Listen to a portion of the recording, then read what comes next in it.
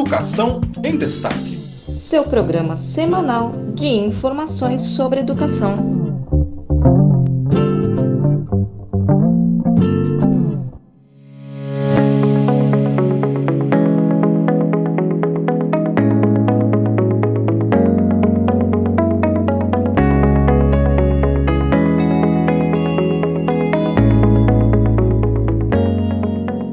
Mesmo sem conhecer o teor da decisão que decretou a prisão, pelo que se viu e se no caso nada indicava ou indica a necessidade da prisão, os crimes atribuídos não são classificados como hediondos nem violentos e muito menos poder-se-ia dizer que a liberdade do paciente é um risco à ordem pública ou econômica, instrução criminal e aplicação da lei penal. Tudo a evidenciar a temeridade da prisão decretada. Este é um trecho do pedido de habeas corpus da defesa do ex-ministro da Educação, Milton Ribeiro, preso na última quarta-feira, dia 22. Olá, eu sou Francisco Domingos e este é o podcast Educação em Destaque, o seu programa semanal de informações sobre educação direto de Brasília.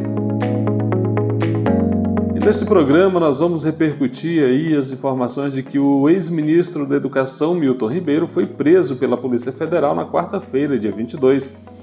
Vamos repercutir ainda a prisão do ministro ouvindo parlamentares, né? E vamos apresentar então a opinião desses parlamentares sobre esse fato. A Frente Parlamentar Mista pela Valorização das Universidades Federais realizou um ato pelo desbloqueio ali dos orçamentos das universidades. A Comissão de Educação da Câmara aprova uma proposta que prevê orientação nas escolas sobre navegação segura em redes sociais. E a nossa dica da semana é o 6º Simpósio Internacional da Faculdade de Ciências Sociais da Universidade Federal de Goiás. Então, fica por aqui porque está começando Educação em Destaque.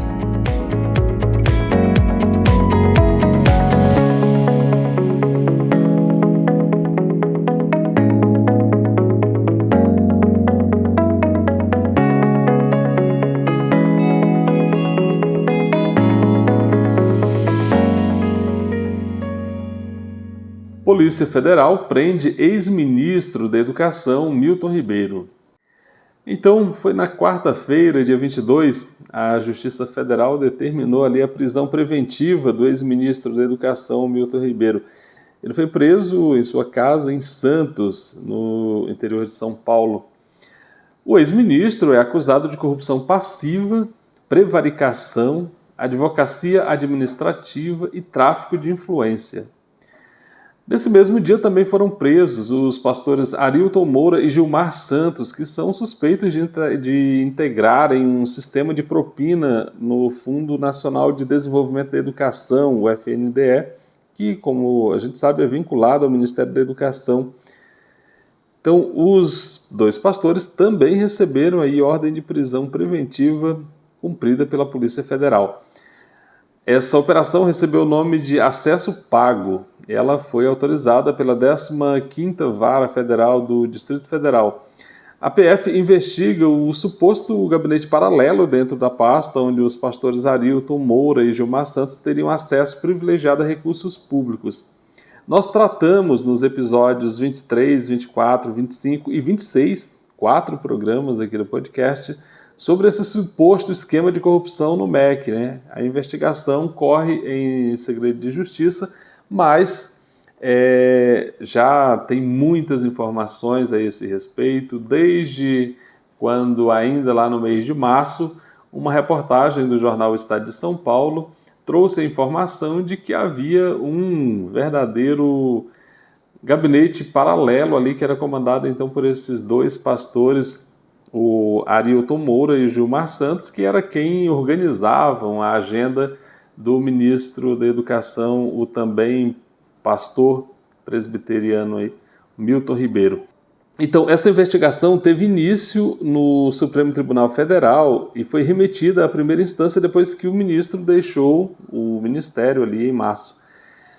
Ainda na quarta-feira, nós ouvimos alguns parlamentares sobre a prisão do ex-ministro Milton Ribeiro. A deputada Jandira Fegali, que é do PCdoB do Rio de Janeiro, destacou a confusão que o governo Bolsonaro faz entre religião e política. Eu acho que essa prisão ela expressa exatamente o que é o governo Bolsonaro. É um governo corrupto, que desconstrói políticas públicas, que faz mediação, mistura religião e política, que faz essas mediações escusas, junto aos prefeitos para desviar recursos públicos. Isso é a cara do governo. E eu acho que ao invés de fazer CPI da Petrobras, tinha que fazer CPI do MEC. E é isso que nós deveríamos trabalhar aqui para fazer. E nesse momento nós queremos recompor o dinheiro que eles desviaram e impediram que chegasse às universidades públicas. Para o líder do PT na Câmara dos Deputados, o deputado Reginaldo Lopes, que é de Minas Gerais, o ex-ministro Milton Ribeiro atuava a mando do presidente Bolsonaro e, portanto, é o presidente que precisa ser preso. Então vamos ouvir a manifestação do deputado Reginaldo Lopes, do Partido dos Trabalhadores de Minas Gerais. É a demonstração que o governo destruiu todos os mecanismos de controle social das políticas públicas. Destruir os mecanismos para destruir as políticas públicas. O MEC e o FNDE são órgãos extremamente republicanos.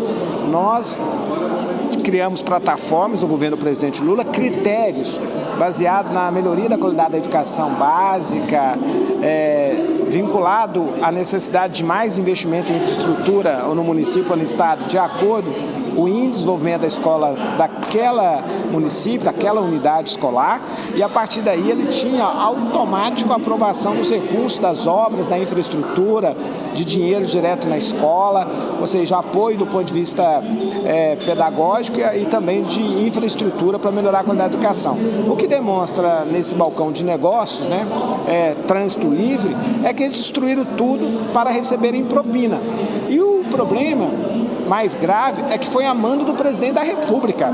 Então o ministro está preso, mas quem deveria estar preso era o Bolsonaro, porque o ministro disse: eu recebi os pastores a pedido do presidente da República. E quando você utiliza a Lei de Acesso à Informação Pública, e verifica quantas vezes esses pastores estiveram no Palácio Planalto, foram mais de 40 vezes, acho que foram 45 vezes, no Palácio Planalto conversando com o presidente da República. E ao mesmo tempo 127 vezes levando o pedido do presidente da República ao Ministério da Educação. Por isso o nexo causal está comprovado. Há um crime do presidente da República. Quem deveria estar preso é o presidente da República, e lógico, junto com quem mandou fazer, que é o ministro da Educação, o ex-ministro da Educação, Milton Ribeiro. Então é grave e merece ser investigado o presidente da República. O deputado Ivan Valente, que é do PSOL de São Paulo, destacou a série de crimes cometidos no MEC e como o presidente Bolsonaro mente quando diz que não há corrupção no governo. Então, uma fala aqui do deputado Ivan Valente. Eu acho que essa prisão nesse momento mostra o seguinte: o Bolsonaro acabou de dizer que a única vantagem do governo dele é não ter corrupção. Então, é lógico que ele já mentia a olhos vistos, mas nesse caso ele pisou na jaca. Então ele está diretamente envolvido, ou o Bolsonaro, não só o Milton Ribeiro, como o Bolsonaro, porque há uma gravação, inclusive, do Milton Ribeiro dizendo: estes pastores foram uma indicação especial do presidente da República, Jair Bolsonaro. Então, o gabinete paralelo que foi montado lá, foi montado sob a orientação do próprio Bolsonaro. E isso é saque do dinheiro público, isso aí é improbidade administrativa, é tudo que a gente quiser denunciar, entende? E o que está acontecendo é o seguinte: isso foi feito às claras, pedindo barras de ouro, pedindo bíblias para ser vendidas com a fotografia do ministro e dinheiro vivo, Então, fora isso, o MEC ele teve 5 ou 6 casos de corrupção, que eu posso listar, até todos, mas vou listar 3 em especial, que foram denunciados, que foi a compra superfaturada de ônibus, que daria um prejuízo de 700 milhões de reais, entende? O kit robótica, kits que eram vendidos a 24 mil reais, entende? Em que o próprio presidente da casa, o Arthur Lira, tinha ligação com a principal figura lá. Então, o esquema do MEC é muito pesado e agora, de novo, um novo superfaturamento de cadeiras e carteiras em grande volume, milhões delas, né? Então, o MEC hoje é um aparelho, e o FNDE era o veículo, né, de saque dos dinheiros públicos. Enquanto isso, nós estamos aqui num ato mostrando que as universidades, o orçamento delas está lá embaixo, ou seja, não há nenhuma verba mais de custeio, e investimento nem se fala, não existe mais, né? Então, falta tudo: água, luz, segurança, assistência estudantil e etc. Então, eu acho que o Bolsonaro, o que acontece é o seguinte: ele disse uma frase lapidar: eu ponho a cara no fogo pelo Milton Ribeiro. E hoje, né, ele queimou a cara e ele mesmo diz, ele que se explique lá, entende? Ou seja, é o cinismo permanente, a mentira. Então ele pode enganar o gado que o segue, mas não enganará o conjunto da sociedade. Então, essa denúncia de corrupção, ela tem um poder muito grande, né, num processo político-eleitoral, porque eles se gabavam de algo que não era verdade, porque o Bolsonaro, 28 anos nessa casa, entendeu? Ele praticou ilícitos claros, como é o caso da Natália Queiroz, que nunca trabalhou aqui, que era personal trainer no Rio, a Val do Açaí, que a AGU está protegendo, né? E ele criou a história das rachadinhas como uma indústria nos gabinetes dos filhos, e daí a lógica de se você lavar dinheiro em loja de chocolate, ou então na indústria imobiliária de Rio das Pedras, junto com figuras gravíssimas como assassinos profissionais, no caso do Adriano Nóbrega, né, que virou um procurado assassino, que ele homenageou, entende? O Queiroz mesmo, todos milicianos, né? Então, o esquema de corrupção do Bolsonaro, ele é muito antigo, mas ele conseguia passar essa imagem. Agora foi no governo, então foi no coração do governo, foi no orçamento de 160 bilhões de reais, que é o orçamento do MEC, né? Então nós esperamos que se escancare que esse governo, ele precisa ser varrido pela população nas ruas e nas urnas. Ainda na quarta-feira, por meio das suas redes sociais, o senador Randolfo Rodrigues, que é da Rede Sustentabilidade do Amapá, informou que está retomando o esforço pela criação da CPI do MEC no Senado.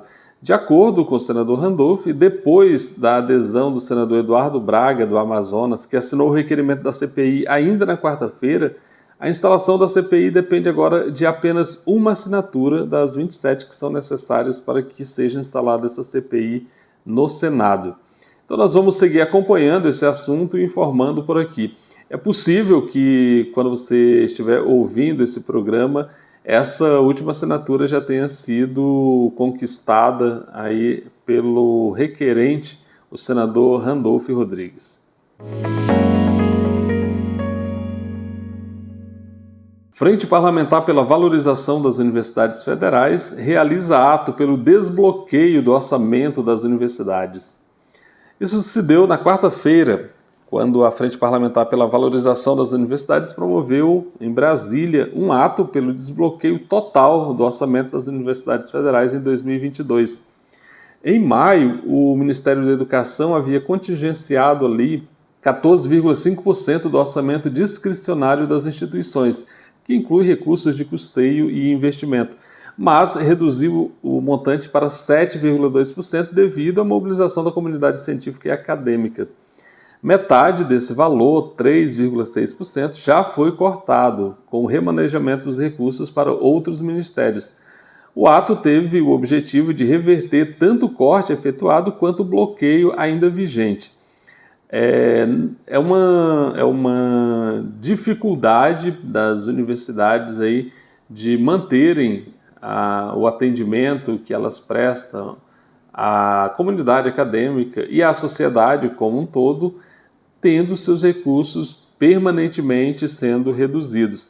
Na abertura do evento, o coordenador da frente, o deputado Léo de Brito, que é do Partido dos Trabalhadores do Acre, fez essa fala que você vai ouvir agora. O compromisso com as universidades federais, o compromisso com a universidade pública, gratuita, de qualidade, socialmente referenciada, é um compromisso que perpassa aí as diversas cores partidárias. Tanto é que nós temos vários partidos aqui representados pelos diversos parlamentares. Por isso a importância de quando nós, e aí fazendo um cumprimento especial ao Marcos Davi, ao reitor Marcos Davi, que é o presidente da Andifes nesse momento, por isso que nós fizemos questão de que esse ato de mobilização, esse ato contra os bloqueios e o corte que veio acontecer mais recentemente nas universidades federais, ele fosse feito pela frente parlamentar, exatamente para que nós pudéssemos, nesse momento de dificuldade, de extrema dificuldade, que passam as universidades que em 2015 tinham um orçamento discricionário de mais de 15 bilhões, e hoje esse orçamento está na casa de 5,5 bilhões. Logo após o evento, o deputado Léo de Brito fez a seguinte postagem em sua página no Facebook. Vamos abrir aspas aqui para essa postagem do deputado Léo de Brito. Nos reunimos para dizer que não podemos ter essa situação de bloqueios e também de cortes orçamentários nas universidades federais. Nós assumimos um compromisso como parlamentares de recomposição do orçamento das universidades federais. Se for necessário bloquear os debates na Câmara, faremos. Não podemos ficar parados e omissos diante de uma situação tão grave como essa que atinge as nossas universidades, os estudantes, funcionários e professores, tendo em vista que as universidades são extremamente importantes para o nosso país. Fecha aspas. Quem também falou no ato realizado na Câmara dos Deputados foi o presidente da Associação Nacional dos Dirigentes das Instituições Federais de Ensino Superior, Andifes, o reitor da Universidade Federal de Juiz de Fora, professor Marcos Davi. Ele fez um histórico da situação orçamentária das universidades brasileiras nos últimos 3 anos e encerrou pedindo socorro ao parlamento para que as universidades não sejam obrigadas a parar suas atividades por falta de recursos. Então vamos ouvir um trecho da fala do reitor Marcos Davi nesse ato que aconteceu na quarta-feira na Câmara dos Deputados. A situação enfrentada pelas nossas universidades federais hoje é de uma gravidade muito grande. E aí é importante talvez fazer uma breve recuperação histórica para que todos possam compreender o que aconteceu com as nossas instituições.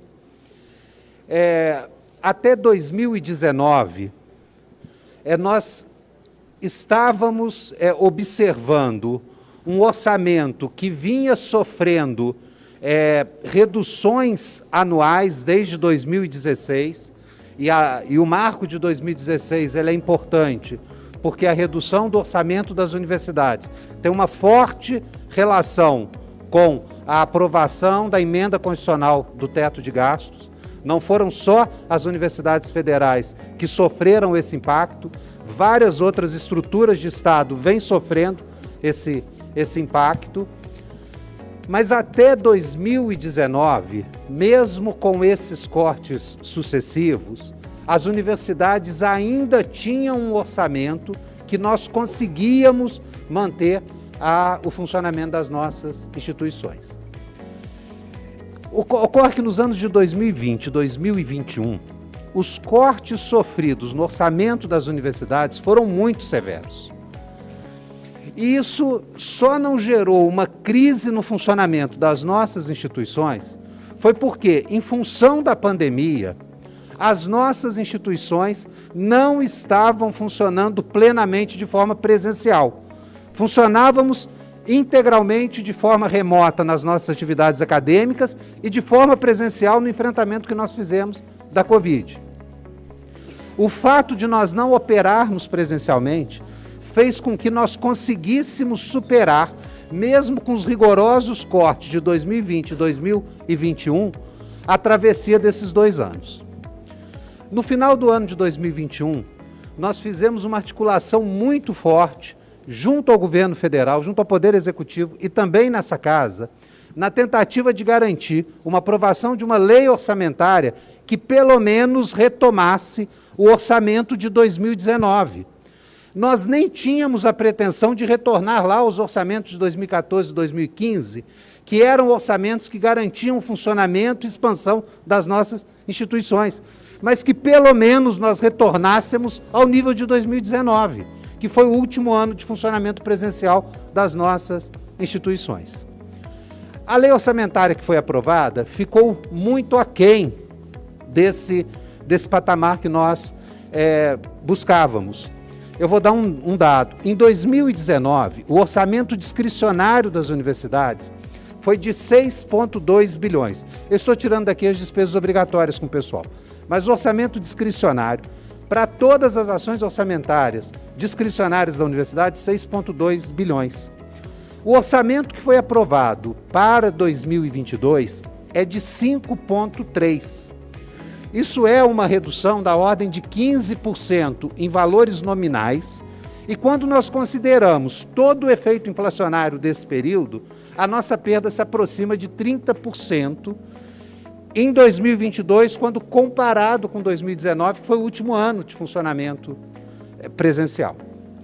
Começamos o ano de 2022, todos nós, reitoras e reitores das universidades, sabendo o imenso desafio que nós teríamos pela frente. Retomar as atividades das nossas instituições com um orçamento tão reduzido. E o que ocorreu agora, no mês de junho? Nós fomos surpreendidos pelo anúncio, primeiro, de um bloqueio de 14,2% do nosso orçamento discricionário, aquele orçamento que já era muito aquém das nossas necessidades. Houve uma forte mobilização logo na primeira semana. Esse bloqueio foi reduzido dos 14,2%. Metade foi liberado, mas continuamos com pouco mais de 7,5% bloqueado das nossas contas. E uma semana depois, o que nós temíamos ocorreu. Porque quando o orçamento é bloqueado, é porque é uma sinalização da área econômica que ele está precisando daquelas dotações orçamentárias para suplementar outras áreas. E foi o que ocorreu. Nós perdemos 3,6% do nosso orçamento, metade do que estava bloqueado já foi remanejado para outras instituições. Permanecemos hoje com 3,6% bloqueado. Isso representa na ordem de 250 milhões de reais. Outros 250 milhões já foram transferidos para outros ministérios. E o que nos traz aqui hoje é uma verdadeira grito de salvação das nossas instituições. As nossas instituições, várias delas, estão com o seu funcionamento comprometido para o segundo semestre. Garantir funcionamento pleno das nossas instituições durante todo o segundo semestre não vai se mostrar viável. Várias instituições vão ter, sim, enfrentar uma situação que talvez gere até paralisação de algumas atividades. A deputada Luísa Erundina, do PSOL de São Paulo, manifestou seu apoio à luta pelo desbloqueio do orçamento das universidades e explicou o que, na sua opinião, faz o governo atual atacar tanto a educação.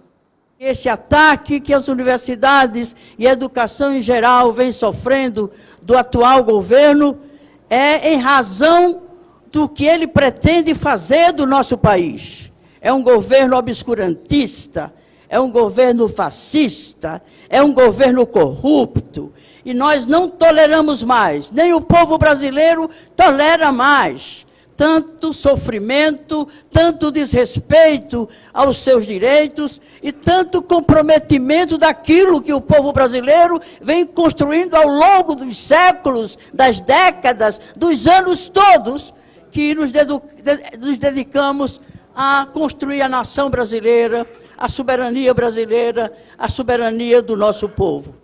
O deputado e pré-candidato a presidente da República, André Janones, que é do Partido Avante de Minas Gerais, também esteve no evento e falou aos presentes. Não tenho autoridade para falar aqui tecnicamente, mas tenho a sensibilidade de entender a importância do investimento em educação e principalmente o meu testemunho, né, de ter conseguido aí estar aqui hoje através dos meus estudos, através do investimento em educação. Então fiz questão de vir aqui para manifestar o meu total apoio a essa luta, manifestar a minha solidariedade e dizer a vocês que a frase de Darcy Ribeiro, segundo a qual a crise na educação não é de fato uma crise, mas ela é um projeto, ela nunca foi tão atual. Falando em nome da região norte do Brasil, o deputado Camilo Capiberibe, que é do Partido Socialista Brasileiro, PSB do Amapá, expressou ali os desafios que vêm sendo enfrentados pela Universidade Federal do Amapá para atender a população do estado. Vamos ouvir aqui essa fala do deputado Camilo Capiberibe. Todos que compõem esse movimento de resistência contra o desmonte da educação brasileira. Como foi dito, eu venho do estado do Amapá, um estado que enfrenta os mesmos desafios que qualquer outro estado federado, mas também o de ser um estado da Amazônia, com enorme dimensão territorial e enormes dificuldades para inserir as populações tradicionais, quilombolas, indígenas, dentro da universidade. Esses cortes que estão sendo promovidos por esse governo atingem principalmente essas populações, inviabilizam a presença delas nas universidades e inviabilizam a produção de conhecimento científico para o nosso país.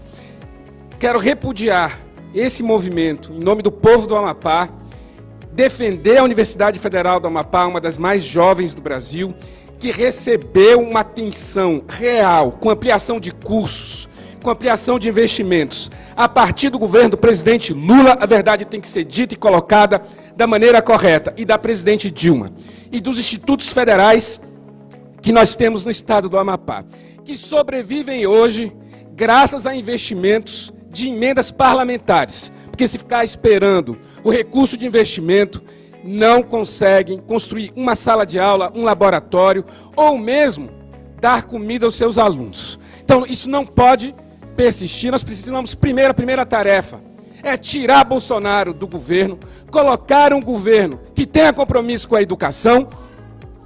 Exatamente. E, finalmente, eu quero concluir dizendo que o nosso desafio hoje não é o mesmo desafio que nós tínhamos há 7 anos atrás, que era levar a educação de qualidade pública, gratuita, para a nossa juventude. O nosso desafio agora é fazer isso e conseguir resgatar o dano causado pela pandemia. Pelo menos 12 parlamentares de diferentes partidos compareceram ao ato e se comprometeram com a luta pelo desbloqueio do orçamento das universidades. A gente segue acompanhando então este assunto e vamos atualizando a você aqui pelo nosso programa.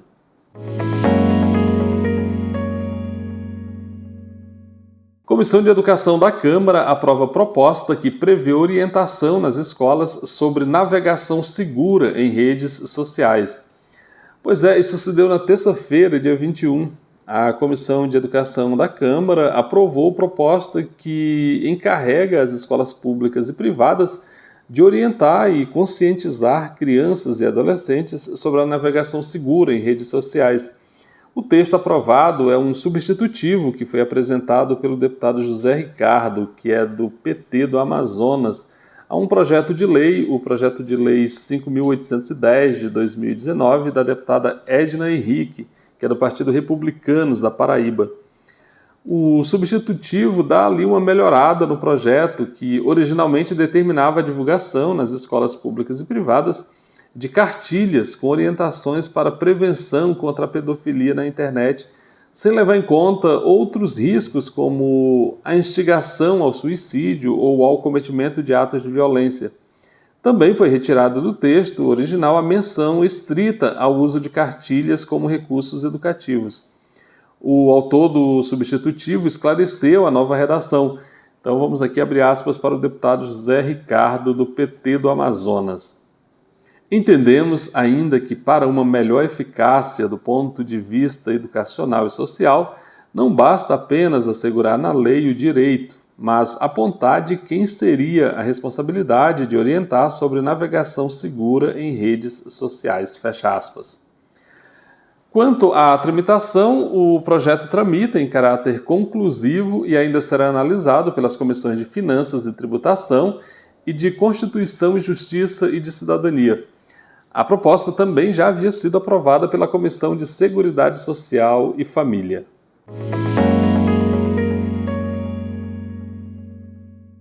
E agora vamos à nossa dica da semana.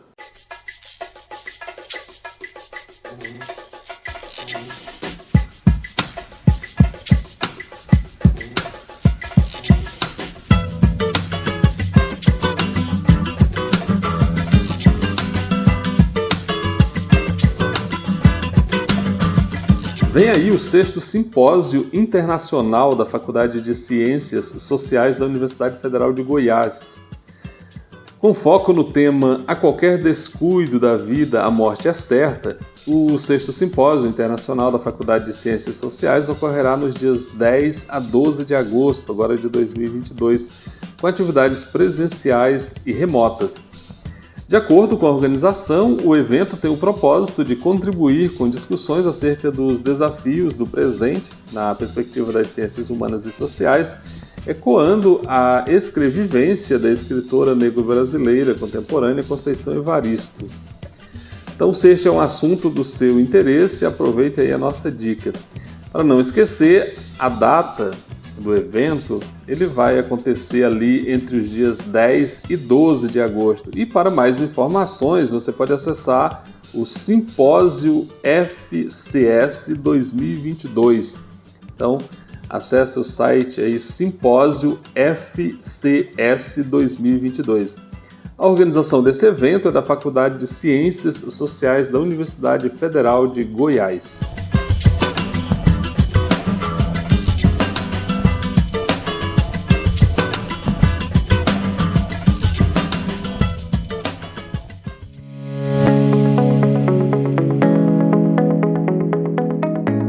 Nós estamos chegando ao final do nosso programa. Muito obrigado pela sua audiência.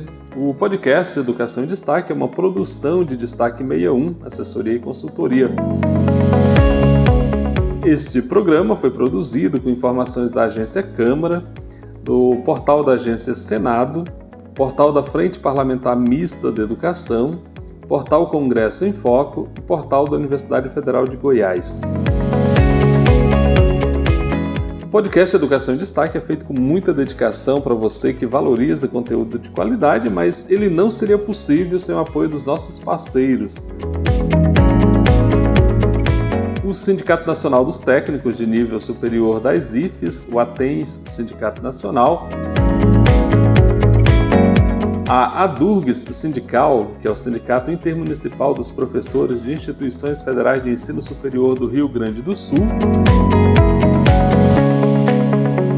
do Sindicato dos Docentes das Instituições Federais de Ensino Superior dos municípios de Ananindeua, Abaetetuba, Belém, Bragança e Cametá, o Sindiproifes Pará, e da Casa Saberes Apoio Multidisciplinar. E você, ouvinte, também pode apoiar o nosso podcast. E aí é muito simples, basta você procurar por Educação em Destaque no Facebook, também no YouTube, e aí você curte aí a nossa página no Facebook, se inscreve no canal no YouTube, segue ali o nosso perfil.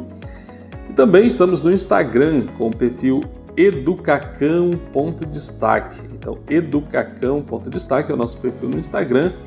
A gente está praticamente todos os dias postando conteúdo lá, e aí você pode curtir aí o nosso perfil e passar a acompanhar então essas publicações.